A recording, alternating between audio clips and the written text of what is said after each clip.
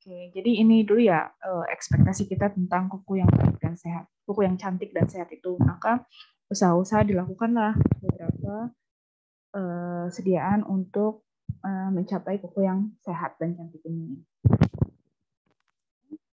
Yang cukup familiar ya, ada manicure, pedicure. Tadi sudah dijelaskan ya bahwa manicure, pedicure itu mani tangan, pedicure kaki. Nah, biasanya kalau di salon itu tahapannya kaki kita atau tangan kita direndam dulu di air hangat.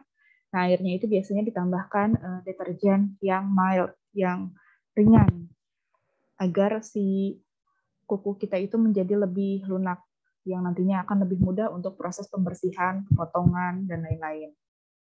Nah, biasanya juga ditambahkan, misalnya kita punya kutikula, itu dilunakan dulu agar nanti tidak sakit proses pembersihannya. Cara untuk melunakannya itu dengan penambahan 0,4% sodium atau potasium hidroksida. Jadi diaplikasikan selama 5-10 menit. Kenapa sih bisa jadi melunak kutikulanya atau kukunya? Karena dia itu dapat merusak ikatan keratin disulfida yang ada di ikatan disulfida yang ada di keratin. Sedangkan keratin itu adalah penyusun utama kuku kita. Nah, kemudian juga ada cat kuku. Cat kuku itu dibagi menjadi 3 ya, ada base coat-nya, kemudian ada nail polish-nya dan top coat-nya. Nah, base coat ini dia itu bentuknya transparan dan dia itu akan terikat ke kuku kita. Jadi sebelum diaplikasikan cat kuku yang berwarna, biasanya dilakukan pelapisan base coat dulu, agar si kuku kita itu tetap terjaga sehat atau tidak ada proses transfer dari cat kuku ke kuku kita. Nah, setelah penempelan base coat, baru cat kukunya atau nail polish-nya yang mengandung warna-warna tadi, kemudian terakhir ditambahkan top coat.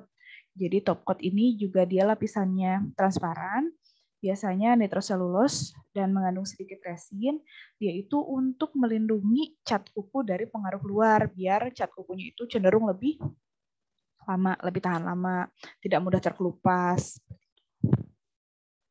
Bahan nail polish-nya tadi sudah dijelaskan ya, ada film varninya, kemudian ada resinnya, ada plasticizer-nya, ada pelarutnya yang akan menguap nanti sehingga si cat kukunya itu bisa kering dan menempel di kuku kita. Kemudian ada warnanya, jelas warnanya bisa macam-macam yang tadi sudah disebutkan oleh temannya, ada yang matte, ada yang metalik dan lain-lain. Nah, kemudian ada nail hardeners. Jadi nail hardeners ini tujuannya untuk memperkuat kuku kita. Biasanya isinya ada titanium, silikon, zirconium, dan lain-lain. Tapi nail hardeners ini harus dibersihkan setiap 2-3 hari untuk mencegah penyakit. Penyakitnya onycholisis dan chromonysia. Nanti bisa dilihat ya. Kemudian kalau kita pakai cat kuku pasti tidak terlepas dari yang namanya nail polish remover atau penghapus cat kukunya. Yang paling terkenal pasti aseton. Ya, biasanya dia yang murah meriah itu aseton. Nah, tapi kelemahan dari aseton ini baunya kurang enak dan kalau misalnya terlalu sering kita pakai aseton bisa iritasi kulitnya karena dia cenderung cepat menguapkannya sehingga menghilangkan kandungan air di kulit sekitarnya, menyebabkan iritasi. Jadi mulai juga tuh berkembang nail polish remover yang bebas dari aseton. Isinya ada etil asetat, butil asetat ataupun etil laktat. Nah, kalau aseton dan aseton free ini kan bentuknya cairan ya. Terus cairan ini kita tuangkan di tisu, bukan di tisu, di kapas, kemudian nanti kapasnya baru digunakan untuk membersihkan cat kuku di kuku kita. Nah, tapi ada juga yang bentuknya nail polish remover pad. Jadi bentuknya seperti pad. Jadi seperti tisu, tapi tisunya itu sudah basah. Basahnya itu isinya ada gamma, butyrolactone, dan GHB ya. Nah, gamma butyrolactone saja isinya. Ini lebih convenient, lebih mudah untuk dibawa-bawa. Misalnya kita mau traveling ke luar negeri gitu atau kemana yang naik pesawat kan dibatasi ya jumlah larutan yang bisa kita bawa hanya 100 ml misalnya. Nah, kita bisa bawanya nail polish remover pad karena kan terlihatnya jadi sebagai pad aja, sebagai seperti tisu tapi tisunya tisu basah. Nah, tapi si gamma butyrolactone ini bisa berubah menjadi GHB. GHB itu gamma hidroksibutirat, tapi sangat jarang terjadinya. Ketika dia berubah menjadi GHB, dia bisa menimbulkan toksisitas yang sistemik. Jadi harus hati-hati juga. Kemudian ada juga kuku palsu. Kuku palsu bisa kuku aslinya kita panjangin, atau misalnya kita mau menutupi kuku aslinya jadi lebih menggembung atau bentuknya aneh-aneh, misalnya bentuk kelinci, bentuk apapun itu, atau yang kukunya buntut pengen kelihatan lebih panjang, lebih lentik, kita bisa pakai kuku tambahan ini. Nah, kuku tambahan ini atau kuku buatan bisa terbuat dari akrilik ataupun dari gel. Kalau akrilik itu berarti bahannya ada air gel metakrilat yang dicampur dengan serbuk polimetakrilat. Nah, ketika si etil metakrilat dicampur dengan serbuk polimetakrilat ini, dia akan secara instan mengeras dengan sendirinya. Jadi harus cepat ngerjainnya, diaplikasikan di kuku, dibentuk sesuai dengan yang kita mau, kemudian dia akan mengeras sendiri. Cara melepaskannya pun cukup mudah, yaitu dengan menggunakan aseton. Nah, selain akrilik, ada yang bahannya gel. Kalau gel ini, dia untuk mengeras itu harus kita paparkan UV. Jadi suka lihat kan ya, kalau misalnya di salon, kukunya itu dimasukkan ke dalam suatu alat, kemudian alatnya mengeluarkan cahaya. Nah, itu cahaya UV untuk membuat si kuku gel ini mengeras. Tapi cara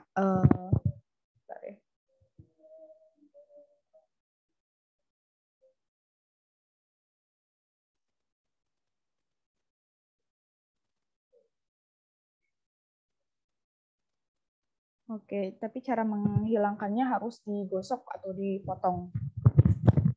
Nggak bisa pakai aseton.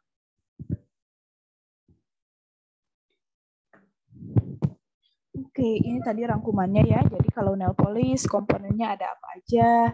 Kemudian ini reported side effect, jadi efek samping yang sudah pernah dilaporkan terjadi. Nail polish remover, tadi ada GHB ya, GHB dan lain-lain.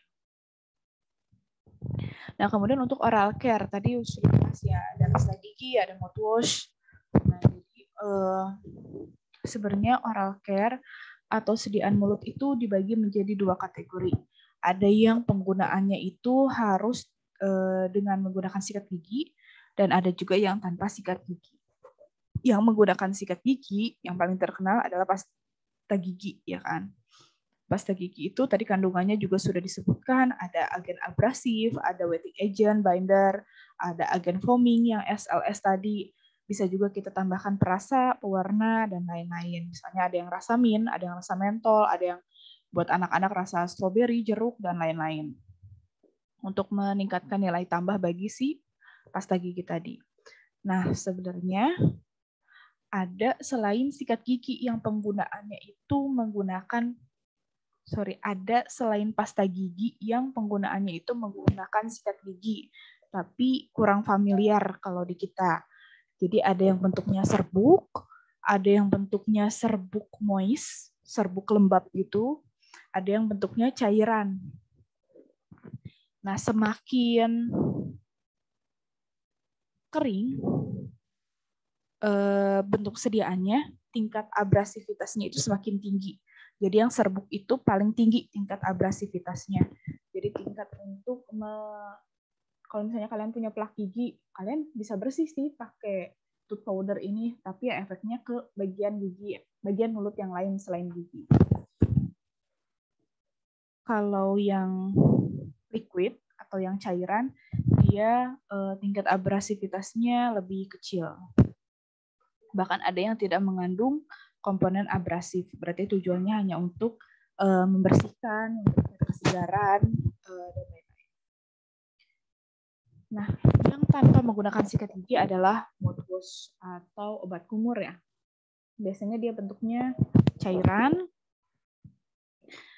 isinya ada pelarut, ada wetting agent. Wetting agent itu basah, jadi untuk mempermudah dia mengangkat kotoran. Kemudian ada agen solubilizing, ada perasanya juga. Kemudian tadi ada agen terapeutik atau agen farmasetikal ya. Nah, ini tuh maksudnya adalah suatu bahan yang ditujukan untuk klaim tertentu. Misalnya nih ada pasta gigi atau obat kumur untuk mengurangi plak akibat rokok. Nah, berarti dia menambahkan suatu zat terapeutik untuk menghilangkan plak bekas rokok tersebut yang tidak ada di pasta gigi lain. Atau pasta gigi untuk gigi sensitif, tadi sudah disebutkan ya. Berarti dia menambahkan zat aktif untuk menurunkan tingkat sensitivitas dari si saraf-saraf yang ada di mulut dengan metode desensitivitasasi tadi ya. Kemudian misal untuk apa lagi ya? Sikat gigi, bukan sikat gigi, pasta gigi berfluoride. Karena kan kita butuh fluoride ya giginya untuk pertumbuhan gigi. Apapun bisa ditambahkan asalkan tidak menyalahi aturan kosmetik ya. Maksudnya tidak jadi masuk ke kategori obat penambahan zat terapeutiknya ini. Mouthwash ini juga dibagi menjadi 3 obat kumur ini. Ada yang bisa kita gunakan langsung seperti Listerine, kemudian ada yang bentuknya itu pekat, jadi harus diencerkan dulu sebelum digunakan. Ada yang bentuknya itu serbuk. Nah, yang serbuk ini juga sama, harus kita larutkan dulu sebelum digunakan. Terlihatnya ribet ya, yang concentrated atau powder, tapi ini lebih ke siapa sih yang membutuhkan, yaitu orang-orang yang misalnya suka bepergian, kemudian sulit kan kalau misalnya harus bawa mouthwash berliter-liter gitu misalnya. Ya udah berarti cukup dia beli yang bentuk powdernya saja, ketika akan digunakan baru diencerkan. lebih ke situ sih sebenarnya. Oke, tadi sudah dijelaskan sih apa tujuannya sediaan mulut itu. Nah, kemudian ini ada formulanya, formula dari pasta gigi. Contoh-contoh sediaannya. Misalnya untuk abrasif, ada kalsium karbonat, kalsium fosfat, dan lain-lain. Kemudian ini ada cara kerjanya tuh seperti apa. Dia menghilangkan kotoran tanpa melukai permukaan gigi, tadi sudah disebutkan. Kemudian ada humectant. Humectant itu untuk memberikan kelembapan di mulut. Kan ada ya pasta gigi, kalau kita habis sikat gigi tuh mulut berasa kering, ketarik, atau apapun. Nah, berarti itu humectantnya kurang.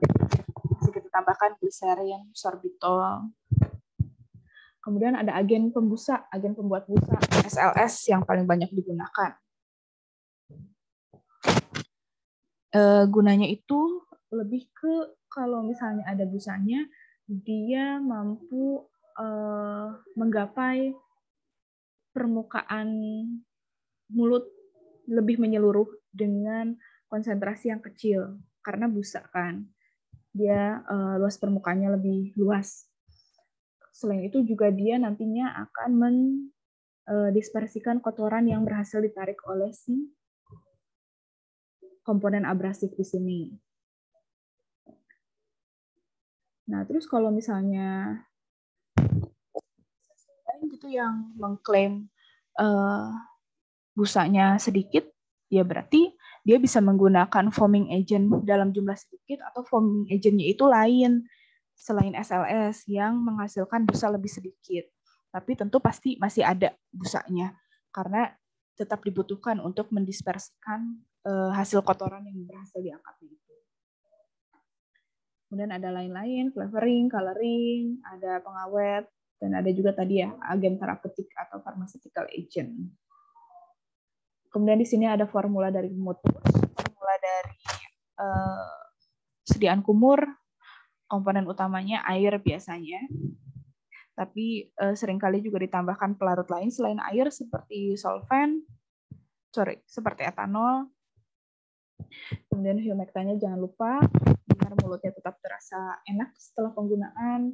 Ada solubilizer untuk pelarut, flavoring, dan lain-lain. Kalau motus jarang sih ditambahkan agen terapeutik. Gitu. Oke, ada yang mau ditanyakan dulu? Dari kelompok yang presentasi juga boleh kalau mau bertanya.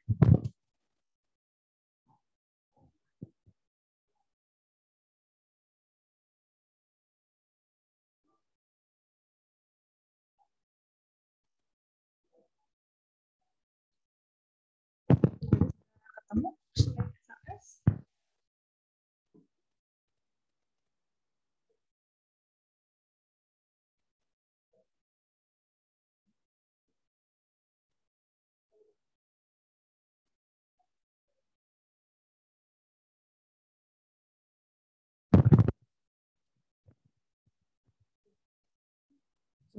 selain SLS?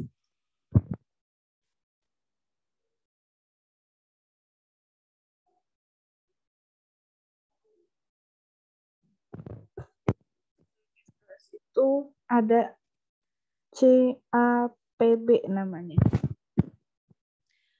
CAPB itu koko apa ya?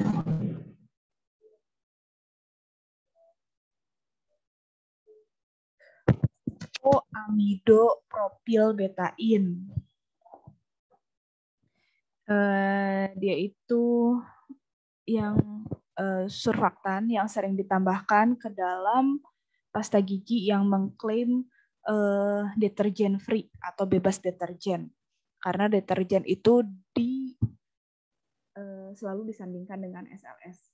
Jadi kalau pasta gigi yang tanpa SLS biasanya dia menggunakannya CAPB.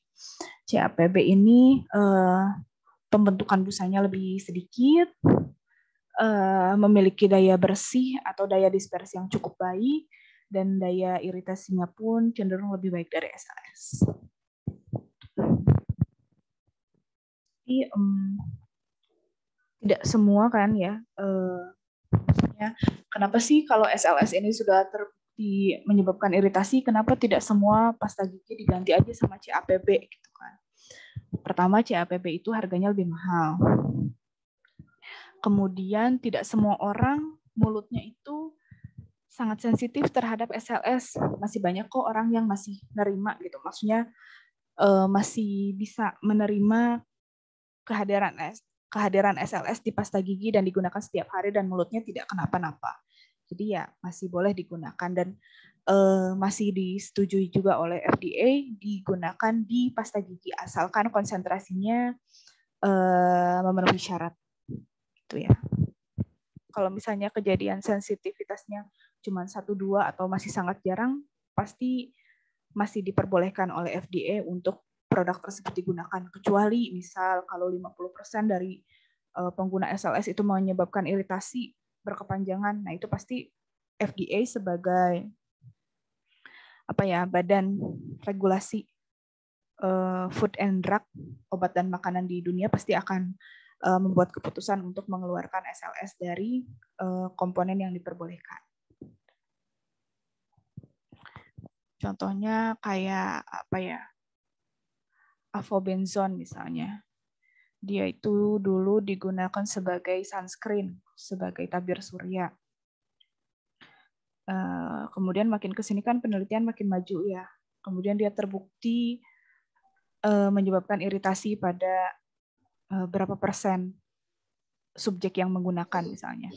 Nah, FDA pasti langsung mengeluarkan pemberitahuan bahwa avobenzone tidak diperbolehkan lagi penggunaannya untuk sunscreen atau tabir surya. Sampai saat ini SLS masih diperbolehkan.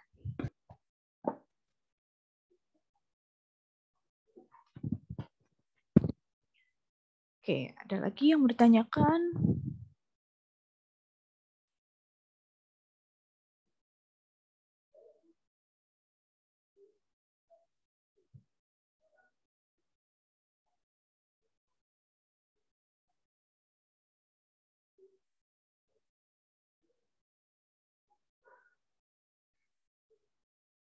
Oke, sudah cukup jelas semuanya. Ya.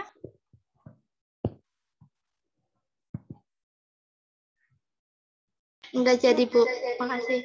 Enggak apa-apa. Kenapa? Mau tanya, Bu.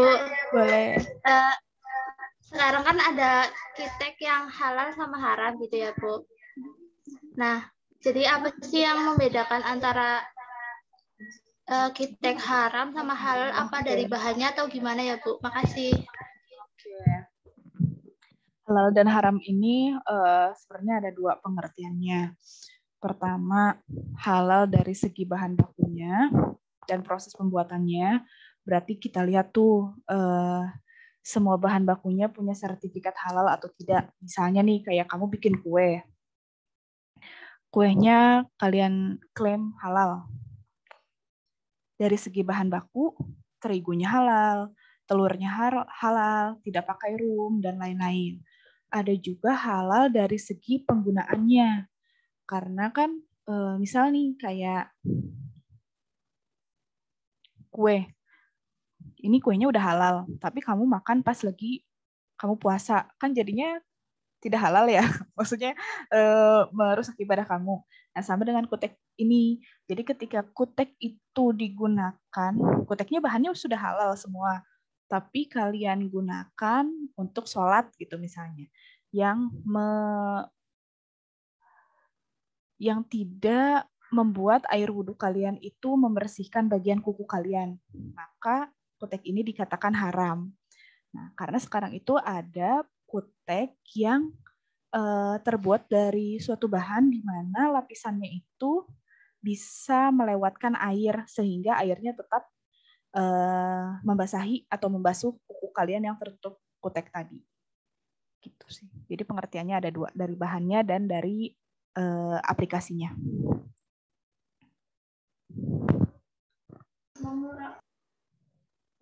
Terima kasih, Bu. Oke, ada lagi?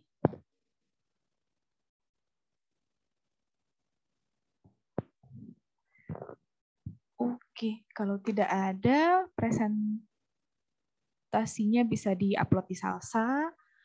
Nanti recording kuliah kali ini juga saya upload di Salsa, dan jangan lupa isi presensi ya hari ini. Terima kasih semuanya, selamat siang. Terima kasih Bu. Terima kasih Bu.